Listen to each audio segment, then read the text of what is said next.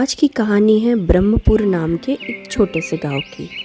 माँ, हम इस छोटे से घर में क्यों आए हैं और हमारा वो बड़ा घर, अब हम वहाँ नहीं जाएंगे क्या?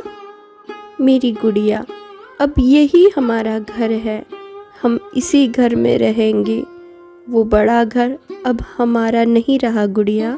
ये सुनकर गुड़िया बहुत ज़्यादा दुखी हो जाती है। तभी उसके पिताजी घर आ जाते हैं। रमा, आज पूरा दिन मैं घूमते रहा काम की तलाश में, पर मुझे कहीं भी काम नहीं मिला। वक्त हमारा इम्तिहान ले रहा है रमा, हमें ऐसे दिन देखने पड़ेंगे, सोचा नहीं था कभी। माँ, कुछ खाने के लिए दे दीजिए, बहुत जोरों की भूख लगी है माँ। अपनी बेटी की ऐसी बातें सुनकर रमा बहुत दुखी होकर कहती है, गुड़िया, सुबह की बची हुई रोटियों को सेक कर खिला देती हूँ तुम्हें। अपने परिवार को इस हालत में नहीं देख सकता मैं। कल ही जाकर एक नया काम ढूंढने की पूरी कोशिश करूंगा। कड़ाके की ठंड पड़ने लग गई थी। जनवरी का महीना आ चुका था। रामलाल के परिवार को उसके बड़े भाई ने धक्के मारकर घर से निकाल दिया था। तब से वो, उसकी पत्नी और बेटी एक टूटी फूटी झोपड़ी में अपना गुजर बसर कर रहे थे। बाहर कड़ाके की ठंड पड़ रही है। पता नहीं गुड़िया के बापू किस हाल में होंगे। खाना बनाते बनाते रमा गहरी चिंता में डूब गई थी। तभी गुड़िया वहाँ आ जाती है और अपनी माँ को जोरों से आवाज़ देकर बुलाने लगती है। माँ, आप क्या सोच रही हो? मैं कब से आपको आवाज़ दे रही हूँ, मुझे बहुत भूख लगी है माँ। बिटिया, मैंने तुम्हारे लिए गर्मा गर्म ये पराठे बनाए हैं, तुम ये खा लो। इसे खाकर तुम्हें बहुत अच्छा लगेगा।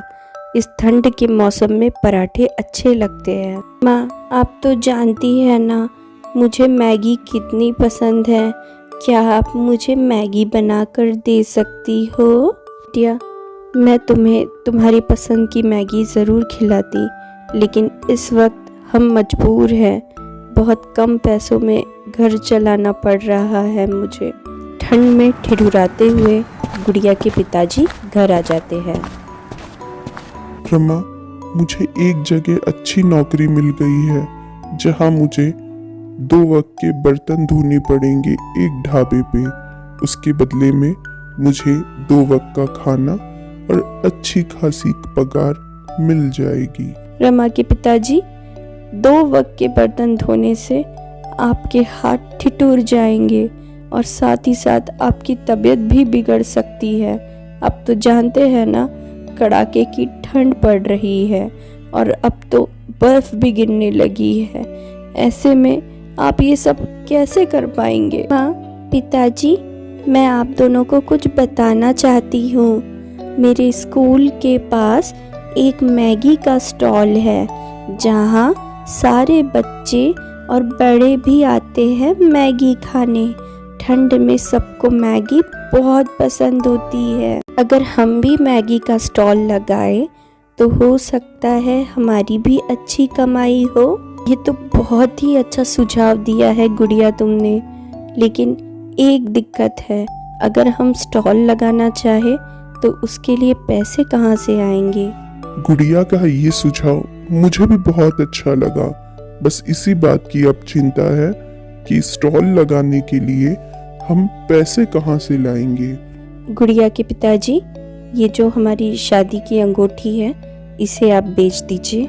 इसे बेचकर जो भी पैसे आएंगे उससे हम हमारा स्टॉल शुरू कर देंगे। माँ, पिताजी, आप देखना, हमारा मैगी का स्टॉल बहुत अच्छा चलेगा। मम्मी बहुत अच्छी मैगी बनाती है और मैं भी आप लोगों की बहुत सारी मदद करूँगी। अपनी नन्ही सी गुड़िया के मुंह से इतनी समझदारी भरी बातें सुनकर रमा और उसके पति बहुत ही ज़्यादा खुश हो जाते हैं और उनकी आंखों में नमी आ जाती है। एक ज्वेलरी की दुकान पर जाकर रमा के पति उस अंगूठी को बेच जाते हैं। रमा, कल से हम अपना स्टॉल शुरू करेंगे और मैंने एक जगह भी देख ली है उसके लिए। रमा और उसके पति अपना स्टॉल लगा लेते हैं जिसमें वो अलग अलग तरह की मैगी बेचा करते थे। आज तो बर्फ गिरना भी बंद हो गई है। देखना बहुत सारे ग्राहक आएंगे हमारी दुकान पर। होता भी बिल्कुल वैसा ही है। जैसे ही बर्फ गिरना रुकती है, ग्राहकों की लाइन लग जाती है उनके स्टॉल पर। अब तो उनका स्टॉल अच्छा खासा चलने लगा था।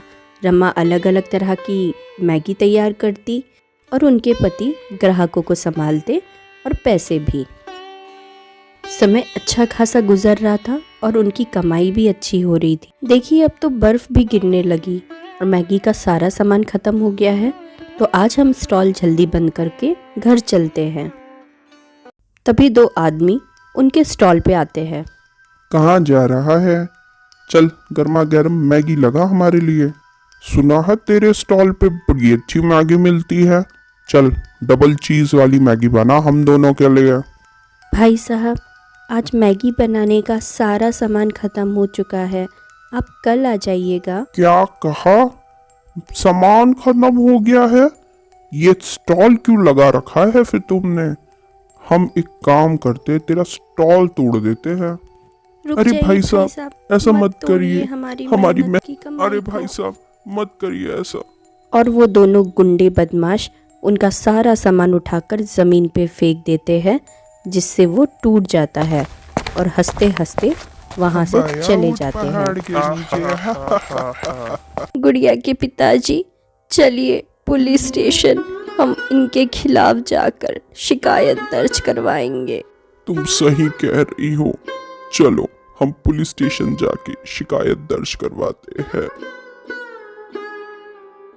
उनकी शिकायत दर्ज करवाने के 2 दिनों के बाद पुलिस वाले आते हैं और उन्हें बताते हैं कि वो दोनों बदमाश पकड़े गए हैं। उन दोनों को हमने पकड़ लिया है और आगे से वो आपको परेशान कभी नहीं करेंगे। पुलिस वाले साहब की ऐसी बातें सुनकर दोनों पति पत्नी बहुत ही ज़्यादा खुश हो जाते हैं। वो दोनों बदमाश जेल की सलाखों के पीछे बंद हो चुके थे। उसके बाद से उन्होंने कभी उन्हें परेशान नहीं किया। अब दोनों पति पत्नी मिलकर अपना मैगी स्टॉल बहुत ही खुशी से चलाने लगते हैं और अब उन्हें पहले से भी ज़्यादा कमाई होने लग जाती है।